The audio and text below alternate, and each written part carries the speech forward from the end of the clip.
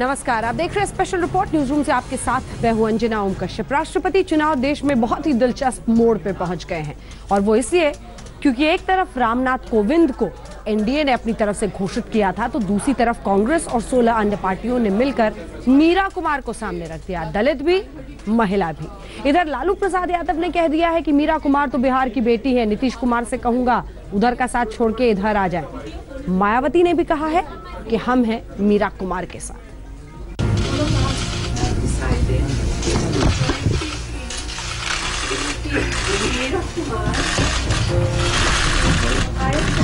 करीब 2 घंटे के मंथन के बाद यूपीए ने अपने राष्ट्रपति उम्मीदवार का नाम बता दिया। श्रीमती मीरा कुमार। जिस रोज से बीजेपी के अध्यक्ष अमित शाह ने एनडीए की तरफ से राष्ट्रपति के उम्मीदवार के तौर पर रामनाथ कोविंद के नाम का ऐलान किया था, उसी रोज से सियासत में इस सवाल का शोर था कि यूपीए राष्ट्रपति का उम्मीदवार किसे बनाएगी।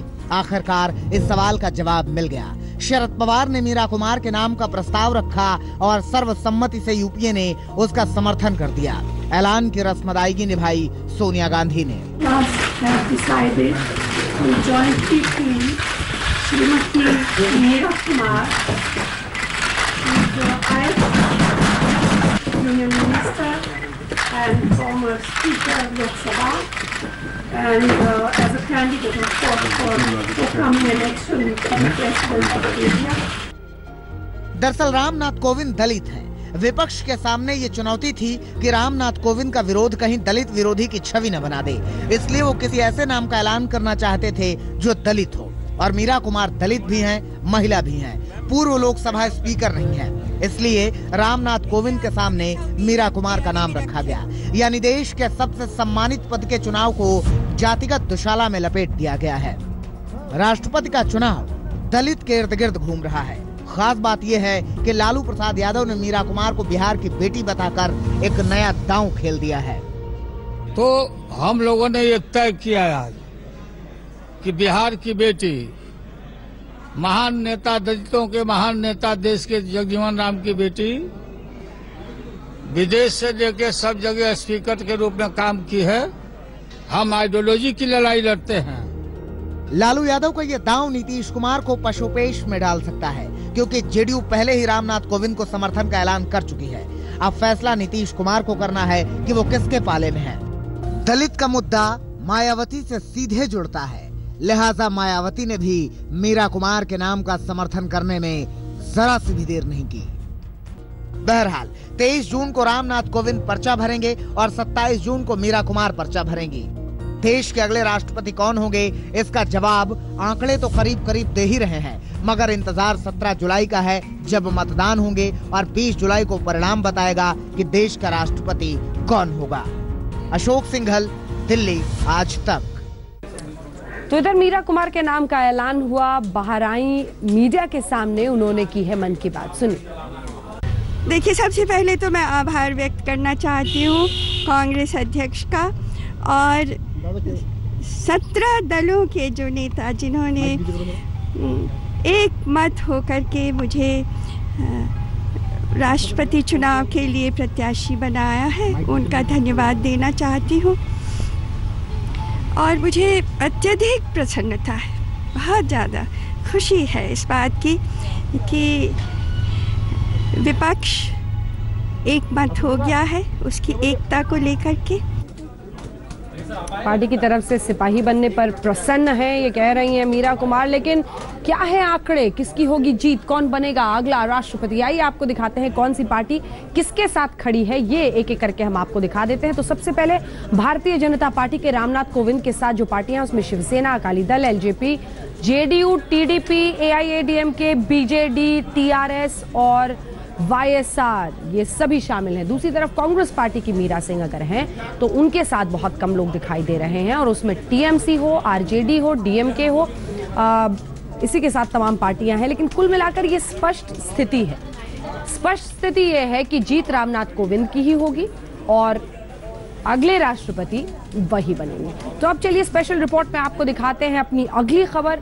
अगली खबर खास तौर पर ऐसे लोगों के लिए जो दोपहिया या फिर कार के लिए पेट्रोल लेने जाते हैं। जो गोरख धंधा इस वक्त देश में चल रहा है, पहले भी जानकारी आई थी उत्तर प्रदेश से। दरअसल हमारे इस स्टिंग ऑपरेशन में आप देख पाएंगे कि कैसे रिमोट के जरिए आपको बताया जाता है इतना पेट्रोल दिया जा रहा है, लेकिन दिया जाता है उससे कहीं ज्यादा कम। देखिए कैसे चल रहा है ये गोरख धंधा।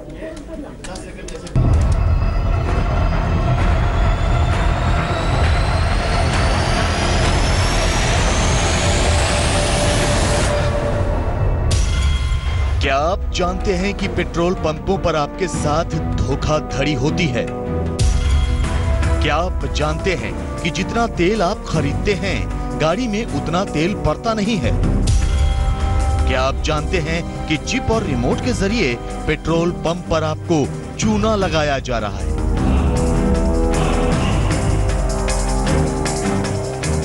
करीब 2 महीने पहले पेट्रोल पंपों पर इलेक्ट्रॉनिक चिप वाले चोरों का भांडाफोड़ हुआ था। यूपी में प्रशासन ने सैकड़ों पेट्रोल पंपों पर छापा मारकर इलेक्ट्रॉनिक चिप और रिमोट के जरिए डीजल पेट्रोल की चोरी पकड़ी थी। तो क्या यूपी के पेट्रोल पंपों पर डीजल पेट्रोल की चोरी रुक गई? इसकी तहकीकात के लिए हमारी स्पेशल इन्वेस्टिगेशन टीम ने यूपी के तमाम पेट्रोल पंपों का जायजा लिया। इस तहकीकात में ये बात खुलकर सामने आई कि अभी भी यूपी के तमाम पेट्रोल पंपों पर धड़ल्ले से डीजल पेट्रोल की चोरी हो रही है। सबसे पहले हम आपको मिलवाते हैं खुर्जा की उत्तम सेवा फिलिंग स्टेशन के अटेंडेंट चमन से। हमारे अंडर कवर रिपोर्टर ने चमन को किसी दूसरे पेट्रोल पंप पर रखवाने की डील की थी। साथ ही पूछा कि पेट्रोल पंप पर काम करते हुए क्या उसने तेल चोरी का हुनर सीखा है।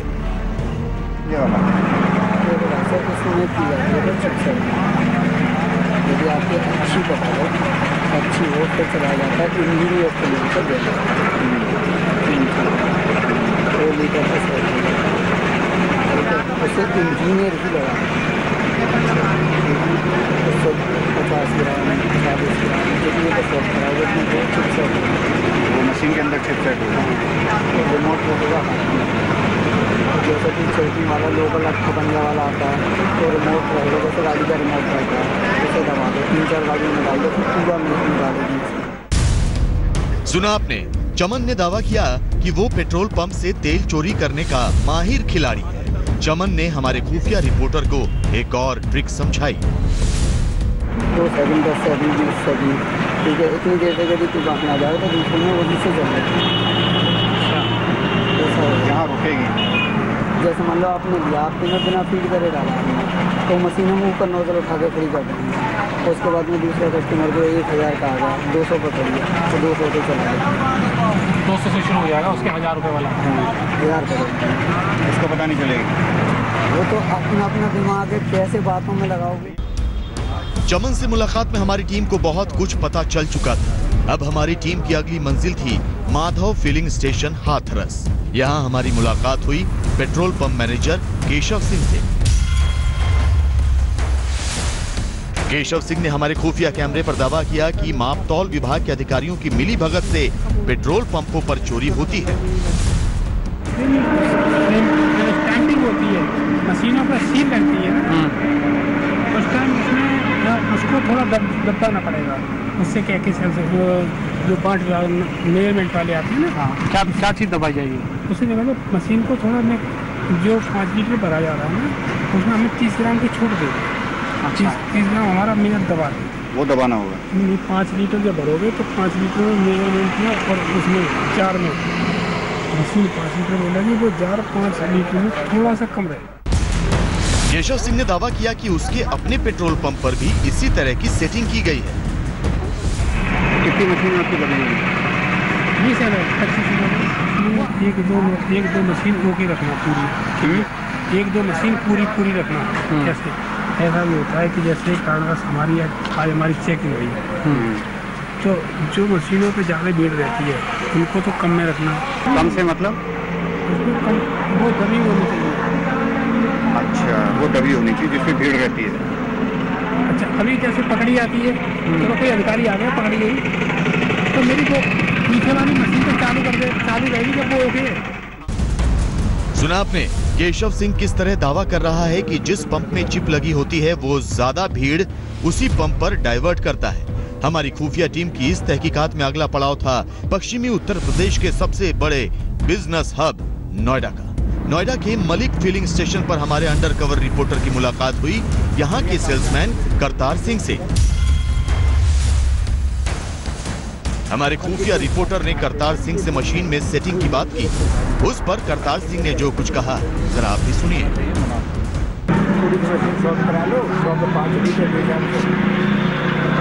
कुछ भी फर्क नहीं पड़ता, 5% 5 ml हो जाएगा, 5 ml को आज तक नहीं, 5 ml को टोकने वाला ना तो टोकेगा। तो 5 लीटर में कितना करवाएं? 100 पे 5 लीटर बच जाता है, 100 लीटर में 5 लीटर बच जाता है। मशीन कितनी शॉर्ट करें? 5 ml, 5 ml कुछ पता ही नहीं लगता। शॉर्ट कैसे होगी कटर? वो फिटर करेगा, फिटर का करवा देंगे। फिटर से हो जाएगी। फिटर है आपके पास, करा दोगे आप? मशीन है तो सब काम होगी, इसमें किसी को कुछ पता नहीं लगता।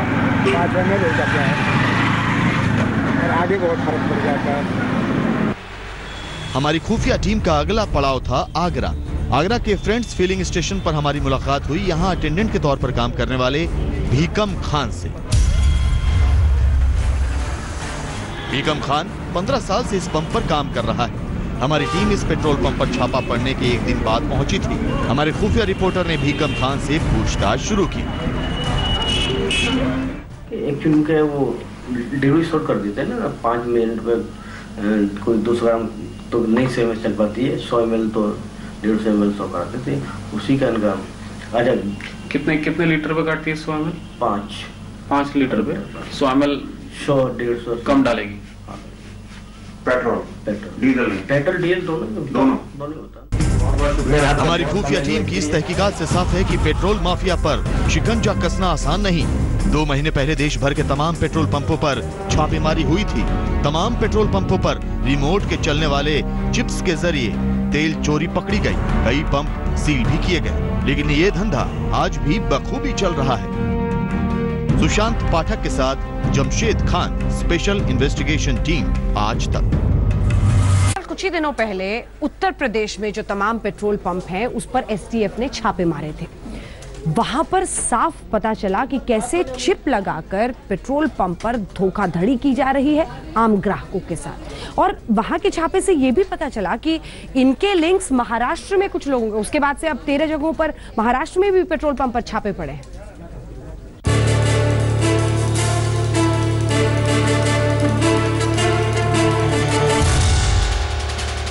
मुंबई के पास ठाणे के एक पेट्रोल पंप पर यह क्राइम ब्रांच का छापा चल रहा है।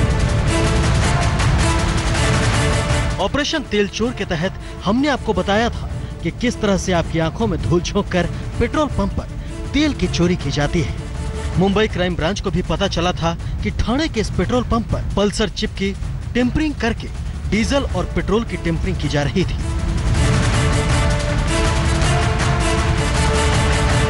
उत्तर प्रदेश में 2 महीने पहले कई शहरों के पेट्रोल पंपों पर एसटीएफ ने छापा मारा था। इन छापों में कई पेट्रोल पंपों पर चिप और रिमोट के जरिए पेट्रोल की चोरी पकड़ी गई थी। इसी बीच पता चला था कि यूपी में इन चिप्स और रिमोट की सप्लाई ठाणे के डोंबिवली इलाके से हुई थी, जहां से मुंबई क्राइम ब्रांच ने 2 लोगों की गिरफ्तारी की थी। इसके बाद से ही ठाणे, पुणे और नासिक के पेट्रोल पंपों पर छापेमारी चल रही है।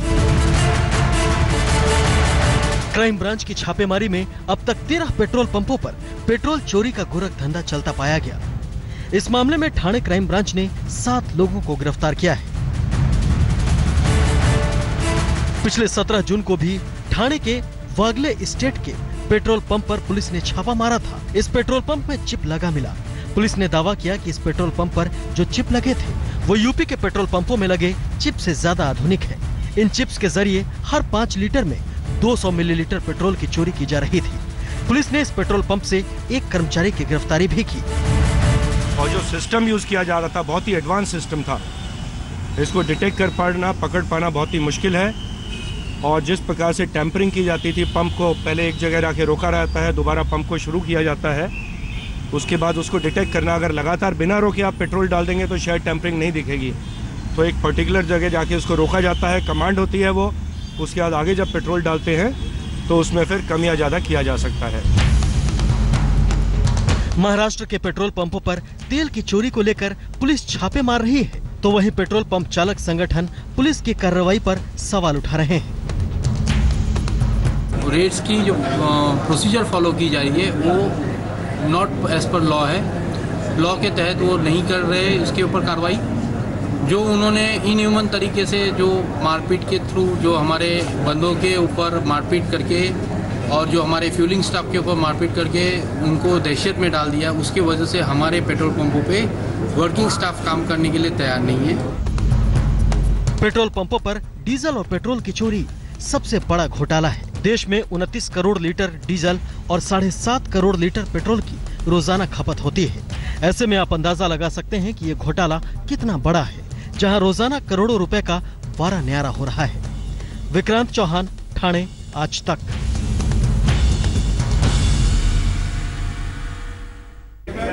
इसी मुद्दे पर बात करने के लिए पेट्रोलियम मंत्री धर्मेंद्र प्रधान इस वक्त सीधे हमारे साथ जुड़ रहे हैं। धर्मेंद्र प्रधान जी, इस ऑपरेशन में हमने दिखाया है कैसे आम ग्राहकों को ठगा जा रहा है। इस ऑपरेशन पर क्या कदम उठाएगी आपकी सरकार सर? मेरा उत्तर प्रदेश की जो अभी इस प्रकार की जो पहला केंद्र उसकी बड़ा खुलासा, ये देखिए राहुल जी, ये पहली बार नहीं हो रहा है। हर एक साल कुछ पेट्रोल पंप के ऊपर कार्रवाई होती थी इस प्रकार की फॉरेन एलिमेंट लगाने के लिए, चिप लगाने के लिए, ग्राहकों के साथ जालसाजी और धोखाबाजी करने के लिए। उत्तर प्रदेश में जब पूरा पेट्रोल पंप को हमने सर्विलांस पे डाला, पूरा पेट्रोल पंप को एक एक करके हमने जॉइंट वेरिफिकेशन पे सबको तहकीकात किया, हमें मिला कि उसमें चंद लोग, जिसके मैंने कहा कि लगभग 2-4% की पेट्रोल पंप, 5% की पेट्रोल पंप के ऊपर एक संदेहास्पद बात आई है, सारे को कार्रवाई के अंदर डाल दिया गया है। उसमें से 58 पेट्रोल पंप को निरस्त भी कर दिया गया है। उसी अनुभव से मैं कहूं, सारे पेट्रोल पंप को हम ये दोष नहीं दे सकते कि ऐसा हो रहा है, ये कहा नहीं जा सकता है, लेकिन जिनके ऊपर इस प्रकार की जानकारी आएगी, जिनके वहां से, इनको सख्त से सख्त कार्रवाई की जाएगी। इसलिए कंज्यूमर की इंटरेस्ट हमारे पास सर्वोपरि है। ठीक है, शुक्रिया आपका। धर्मेंद्र प्रधान जी कह रहे हैं कि ग्राहक की जो का जो हक है, उसकी जो अधिकार है, वही हमारे लिए सबसे महत्वपूर्ण है और जो भी कदम उठाने की जरूरत होगी इस ऑपरेशन के बाद हम उठाएंगे। पहले से भी जानकारी थी, हमने कई जगहों पर ऐसे छापे मारे हैं और आगे आने वाले वक्त में भी सरकार सख्ती दिखाएगी। तुमसे एक बार फिर आपका स्वागत है। आपके साथ मैं हूं अंजना ओम कश्यप। पुलवामा में 3 आतंकियों को एनकाउंटर में मार गिराया गया, लेकिन जो हम आपको सुनाने जा रहे हैं उससे आपको एहसास होगा कि आतंकी किस तरह की साजिशें रचते हैं, कैसे अपने अंजाम तक पहुंचते हैं। मरने से पहले एक आतंकी के रोने का, चीखने चिल्लाने का ऑडियो सामने आया है, सुनिए।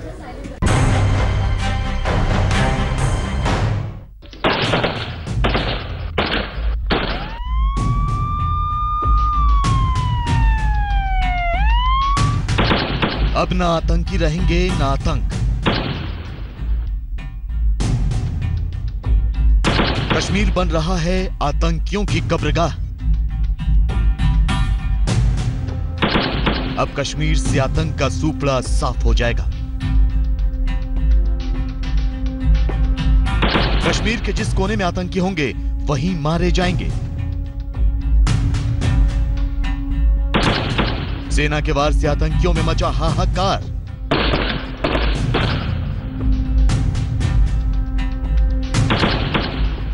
आतंक के खिलाफ सेना का ऑपरेशन ऑल आउट। दक्षिण कश्मीर में पुलवामा के काकपोरा इलाके में इस धधकती इमारत को देखिए। इस इमारत से निकलती एक एक चिंगारी सेना की जीत का सिग्नल दे रही है।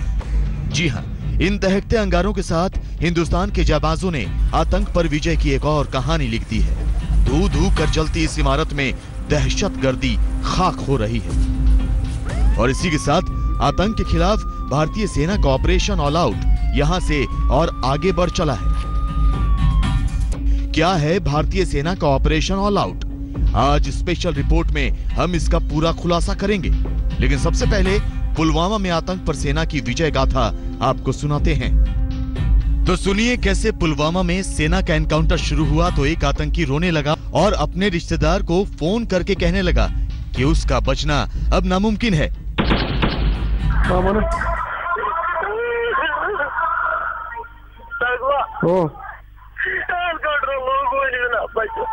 हाँ खुदा रखी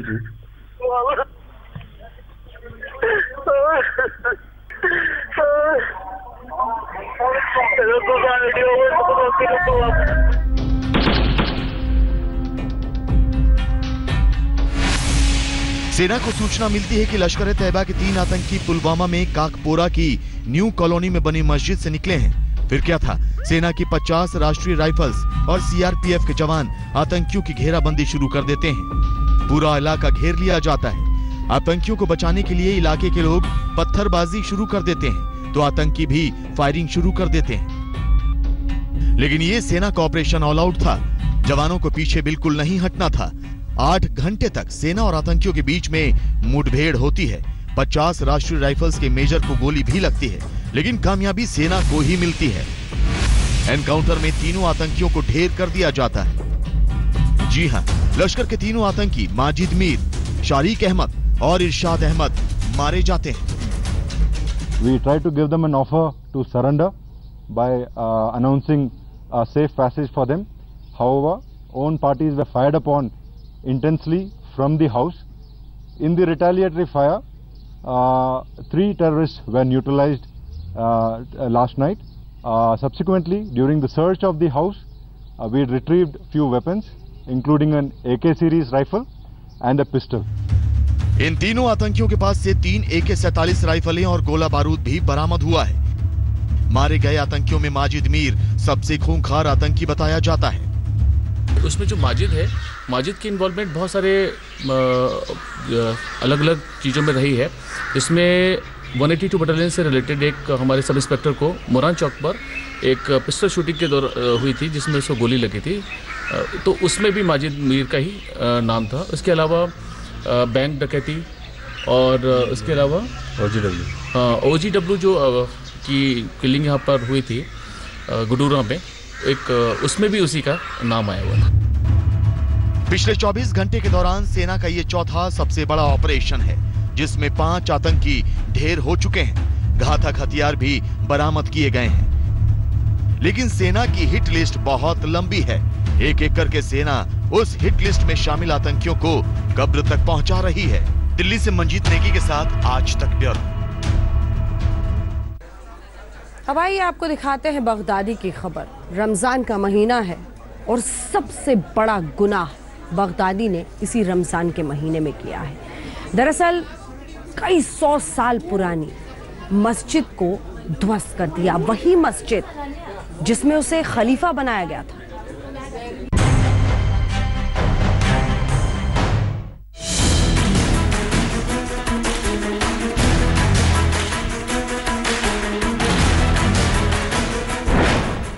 रमजान में ISIS के सबसे कायराना करतूत।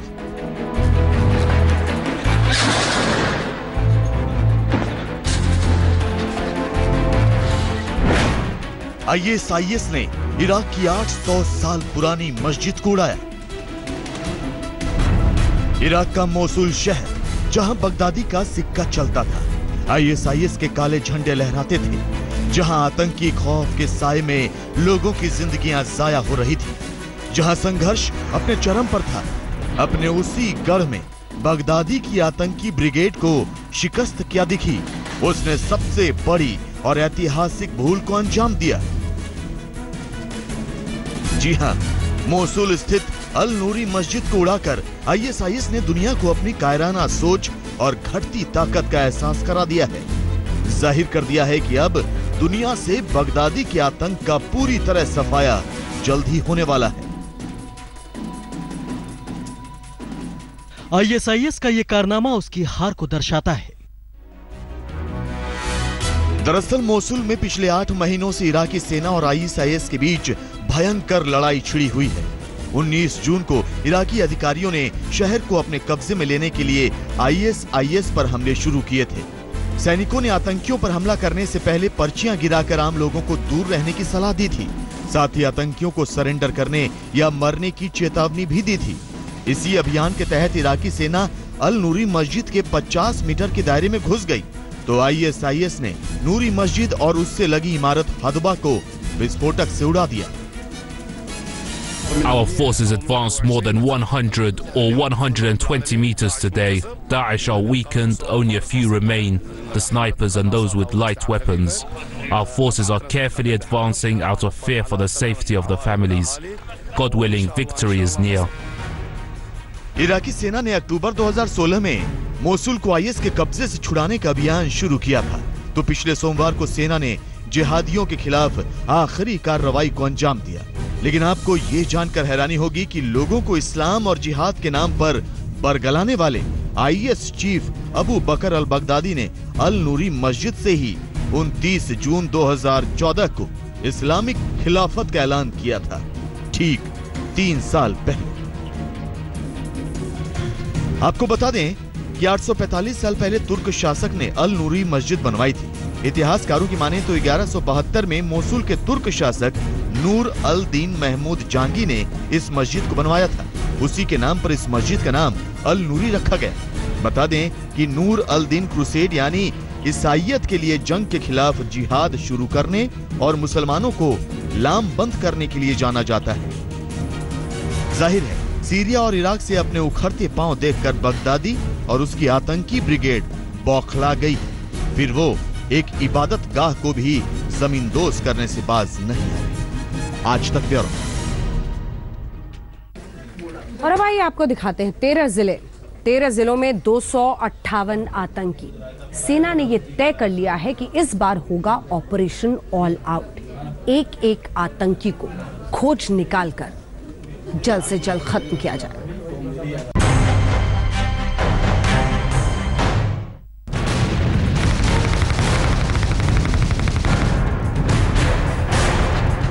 घाटी में आतंकियों में मची खलबली। आतंकी होंगे ऑल आउट।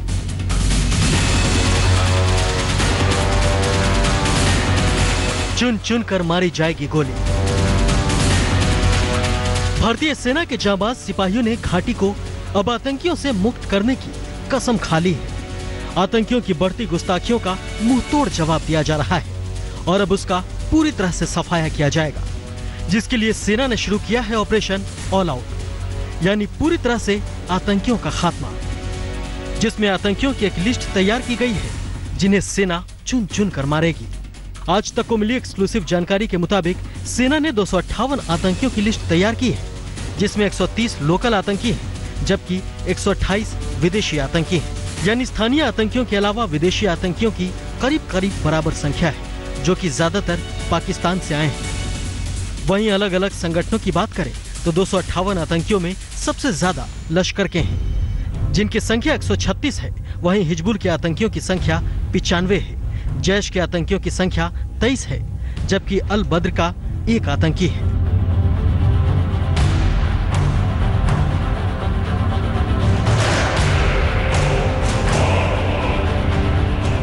इतना ही नहीं, सेना की नजर कुछ खास संवेदनशील इलाकों पर है, जहां बड़े स्तर पर सर्च ऑपरेशन चलाया जा रहा है। ये वो इलाके हैं जहां आतंकियों की संख्या ज्यादा है और अक्सर आतंकी वारदात को अंजाम देते रहते हैं।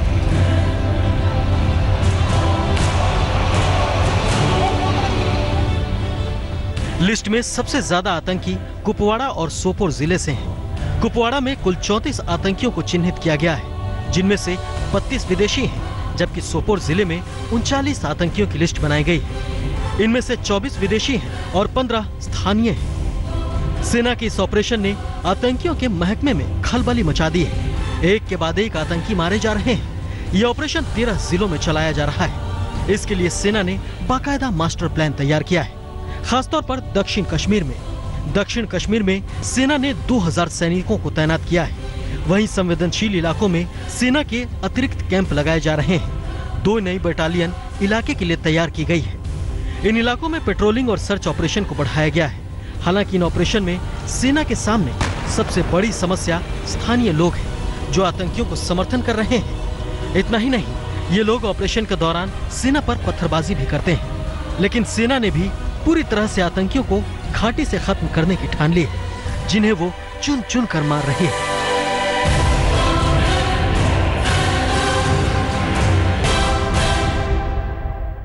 अब आइए आपको लिए चलते हैं कल्याण। क्या हालत है देखिए, एयरपोर्ट के लिए किसानों से जमीन ली गई थी, अब किसान विरोध में उतरे तो क्या हाल है देखिए।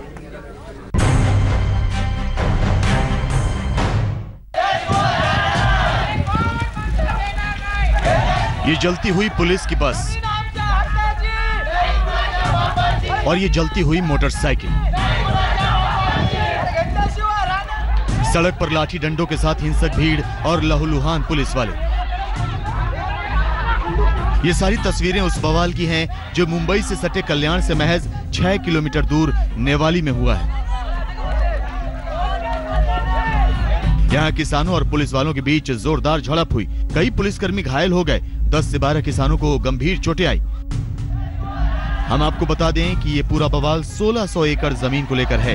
इस 1600 एकड़ की जमीन को भारतीय नेवी ने अधिग्रहण किया है। महाराष्ट्र सरकार इसी जमीन पर राज्य का तीसरा इंटरनेशनल एयरपोर्ट बनाना चाहती है, इसीलिए जमीन अधिग्रहण की प्रक्रिया शुरू की गई थी, लेकिन किसान अपनी जमीन वापस चाहते हैं। आंदोलन किया था, आंदोलन के बाद में उन लोगों ने हमारे ऊपर लाठीचार्ज की। फिर थोड़े टाइम में उन्होंने हमारे ऊपर गोलियों की भी वर्षा चालू की। हमारे कुछ ऑफिसर्स इंजर हुए हैं, गांव के कुछ लोगों को भी चोट आई थी, लेकिन ज्यादा इंजरी पुलिस के अधिकारियों को है। इस अधिग्रहण को लेकर 17 गांवों के किसानों ने 10 जगहों पर विरोध प्रदर्शन किया, जिसमें पुलिस और किसानों की भिड़ंत हो गई। दिव्येश सिंह, कल्याण, आज तक। इसी के साथ स्पेशल रिपोर्ट में इतना ही। सबसे तेज खबरों के लिए www.aajtak.in, देश दुनिया की तमाम खबरों के लिए आप देखते रहिए